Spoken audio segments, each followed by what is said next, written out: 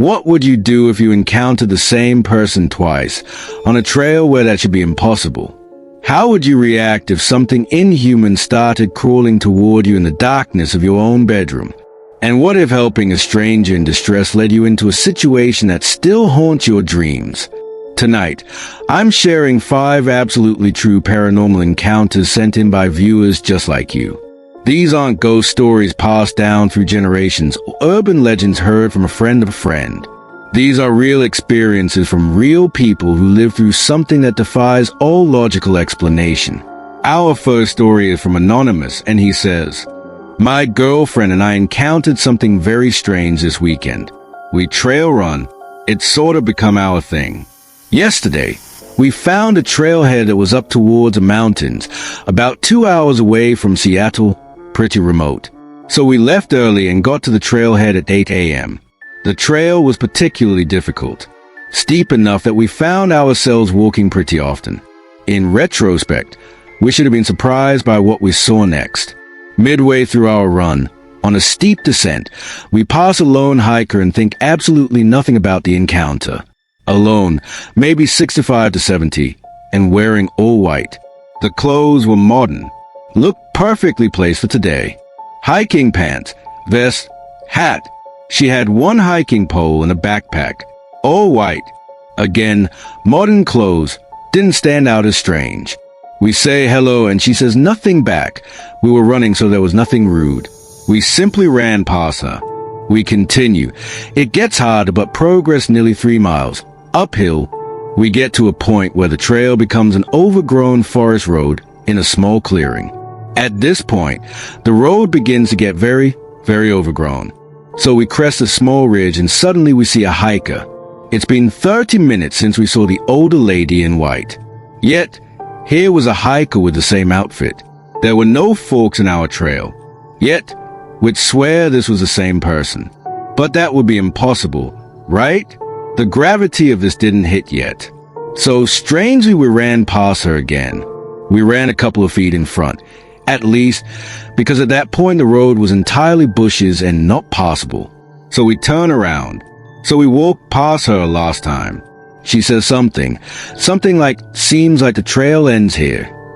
It didn't feel eerie, yet in retrospect it was eerie. We ran back. Everything seemed normal until we reflected on why this lady was there. How would she have gotten there before us? How could she have even made it there at all? We just ran 5 miles uphill, steep terrain, and so did the 70-year-old lady. It's been a one-way path. There have been no other turns. The trail we were on at that point was completely overgrown, enough that we had to turn around. Why was she there? How did she get there? Was she the same lady? When we ran back the same trail, we never ran into the first hiker.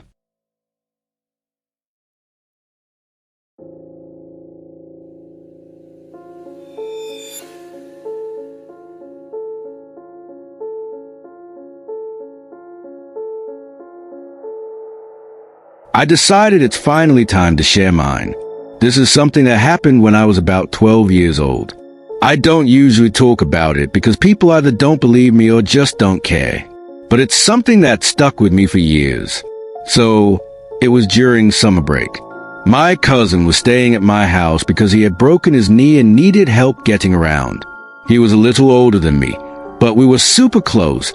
We'd stay up all night playing video games, eating junk food, and just doing typical guy stuff. One night, I was in my room playing video games by myself. My cousin was in the living room. I'm not sure what he was doing, but I know we were the only ones home. It was getting late, and I was just about to shut everything down and go to sleep when I saw something. Something started crawling toward me. It looked human, but not quite. It was all messed up, deformed. The way it moved didn't seem right at all. It made these weird noises I can't even describe. At first, I thought it was my cousin playing some kind of sick prank, until I remembered his leg was broken. He couldn't crawl like that even if he wanted to. That's when I absolutely lost it. I ran out of that room so fast, I didn't even look back. I told my cousin what I saw. He didn't really believe me, but I could tell he was creeped out too.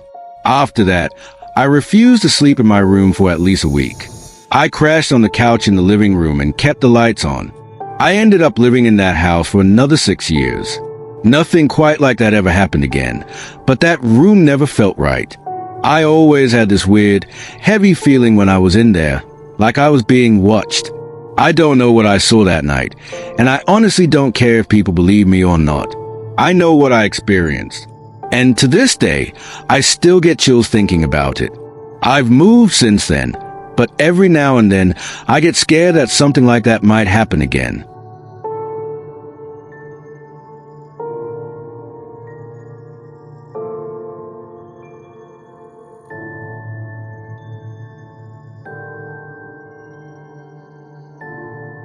This happened last year, and I still don't know if I made the right call.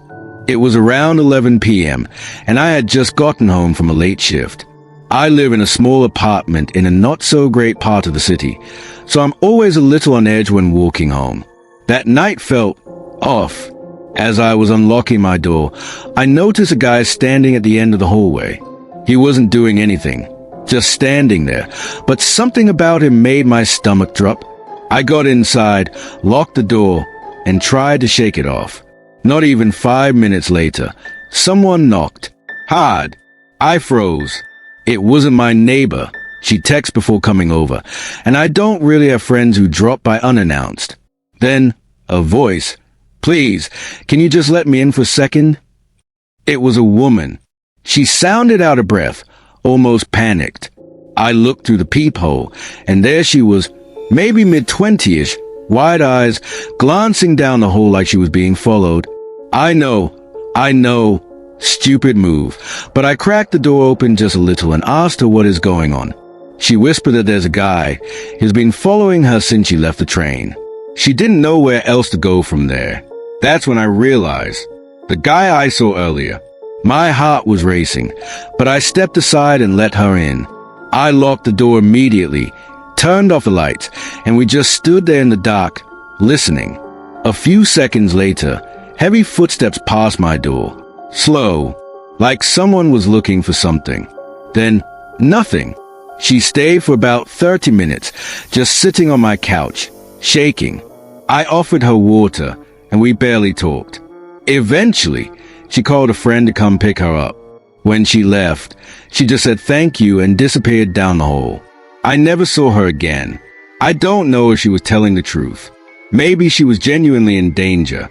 But I think about that night all the time, and I can't decide if I did the right thing, or if I got really, really lucky. If you're enjoying these stories, don't forget to hit the subscribe button and the notification. Our next story is from Alex. It reads, my cousin, friend, and I were around 18 to 19 and were thrill seekers. We would drive to haunted locations and get out of our cars, sit in haunted tunnels, the whole 9 yards.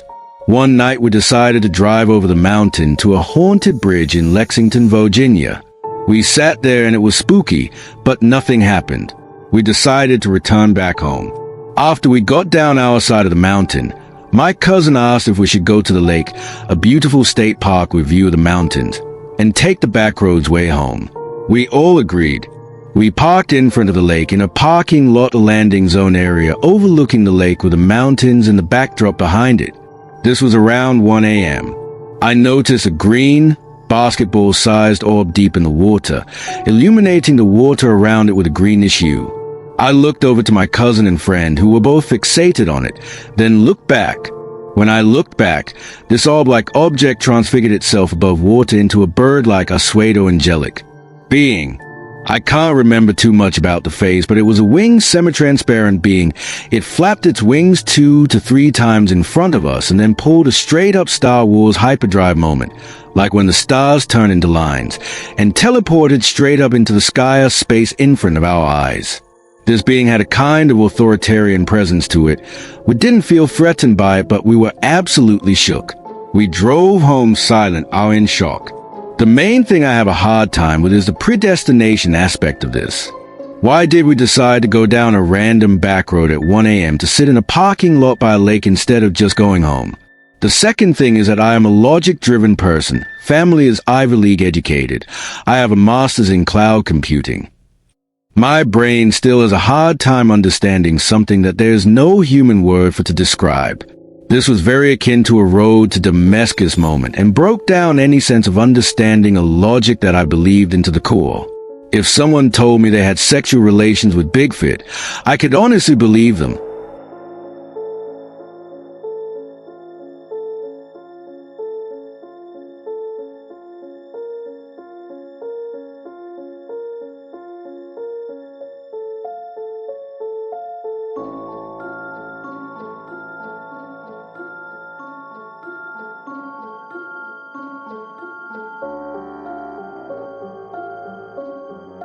Few years back, I got a clown doll.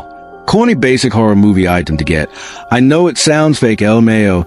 I have a clown obsession. I have like 30 clown-themed figures and pictures, paintings. I do clown makeup, etc. And if you like clowns, you know you have to get vintage figurines, LOL. So I get this old doll from a vintage shop and have no issues for years. Then we move out of our childhood home. As I was packing my things, I grabbed the doll and set it into a box. Instant feeling of nausea and head pressure. I took it out as I had a weird feeling about putting him in a box. I already am aware I can see spirits at this age, so I get to Googling. I come to the conclusion he doesn't want to be put in the box. I read that some spirits don't like items they attach to in boxes they can't see through, so I put him in a big glass lantern I had instead and still got nauseated and head pressure immediately. I ended up talking to a family friend about it unexpectedly. She picked up on a weird energy between me and the spirit. She basically told me the spirit wanted to stay, live through the doll in the house. I told the doll I'd leave it. Fast forward, and my grandma is selling the house. She tells me to throw the doll away and it cannot stay. I try to tell my 70-years-old grandma the doll is haunted and has to stay, and of course she calls me insane and tells me to throw it away or she will. I'm not scared of no damn go stop your shit. Well, her words LMAO. So I put the doll in the crawl space so my grandma wouldn't throw it away. Stupidly, I promised the doll I'd be back after grandma left to let it out of the crawl space. I forgot, and 2 weeks later she was gone. Things started to get super creepy at the new apartment. Doors slamming, drawers opening, banging noises, etc. I then remembered I never let the doll out. The house wasn't sold yet, so I went and let him out of the crawl space. Nothing got better, doors still slamming. At this point, I couldn't be home alone. I was terrified I would sit in my car for hours waiting for my mom to get off work. My mom got fed up of me calling her crying over this spirit, so she started calling PPL and researching. Ash ends up putting the clown doll in a closet in a circle of salt. That was fine till a realtor was showing the house. This is what she told my grandma over the phone. She walked into the bedroom, opened the closet, and both her and the lady viewing the house froze. Then the realtor then said she felt something touch her arm, and they both ran out the house screaming. She called my grandma sobbing and yelling, saying she would not sell her house or step foot on the property again. And she also told the company and no one would sell our house. My grandma called me and chewed my ass. BC, I didn't throw the doll away and scared the realtor LNO. Another medium actually picked up on our energy and contacted my mom. Free of charge, he told us that the spirit won't leave me alone because I was the only one that could understand him. That he liked me. Obviously that freaked me and my mom out. She then told us to bury the doll with salt on the property. We did and it worked. Have had no problems since.